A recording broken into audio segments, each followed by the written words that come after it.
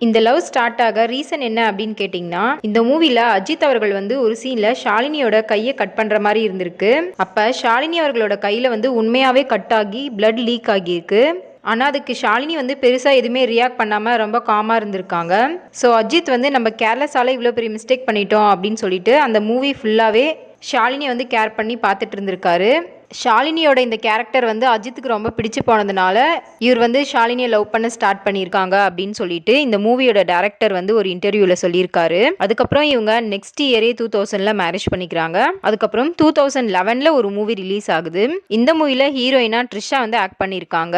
இந்த movie start ஆகிறதுக்கு முன்னாடி பார்த்தீங்கன்னா அஜித் அவர்கள் வந்து வெங்கட் பிரபு கிட்ட 2008ல ஹாலிவுட்ல ஒரு மூவி வந்து ரிலீஸ் ஆகுது. அந்த மூவி என்னன்னு பார்த்தீங்கன்னா த டார்க் நைட் அப்படிங்கிற மூவி. இதுல ஜோக்கர் கேரக்டர்ல ஹீத் லெட்ஜர் அப்படின்னு சொல்லிட்டு ஒருத்தர் ஆக்ட் பண்ணியிருப்பாரு. அந்த கேரக்டர்ல நான் நடிக்கணும்னு சொல்லி ஆசையா இருக்கு அப்படின்னு சொல்லி வெங்கட் பிரபு கிட்ட சொல்லியிருக்காரு.